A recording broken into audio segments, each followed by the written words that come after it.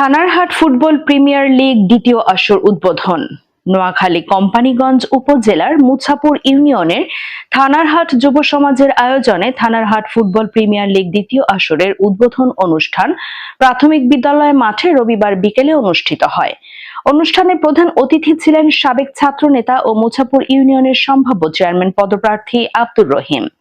অনুষ্ঠানে বিশেষ অতিথি ছিলেন মুছাপুর ইউনিয়ন বিএনপির সাবেক সহ সভাপতি Helal Uddin Bhuiyan member, income tax কর্মকর্তা মোহাম্মদ শরীফ হোসেন, মুছাপুর বিএনপি প্রবাসী কল্যাণ পরিষদের উপদেষ্টা আলাউদ্দিন জিকু, প্রধান শিক্ষক ফারুক ভূঁইয়া, মেমোরিয়াল ফাউন্ডেশনের প্রতিষ্ঠাতা সভাপতি সাংবাদিক এম শরীফ ভূঁইয়া, সাবেক ছাত্রনেতা মহিউদ্দিন মুহিদ, রামপুর ইউনিয়ন জিয়া মঞ্চের আহ্বায়ক আহসান হাবিব তুহিন, উপজেলা জিয়া মঞ্চের যুগ্ম আহ্বায়ক গোলাম সরওয়ার, সমাজসেবক ফয়সাল ভূঁইয়া, থানারহাট মডেল মাদ্রাসার পরিচালক মিজানুর রহমান সবুজ, প্রবাসী জামাল উদ্দিন শাহজাহান, মাস্টার শেখ ফরিদ, রাসেল স্পোর্টসের স্বত্বাধিকারী সৈয়দ নাজমুদ্দিন রাসেল, মুছাপুর কাবাব হাউসের পরিচালক আল জাবেদ, বিএনপি নেতা জাকির হোসেন সহ আরো অনেকে।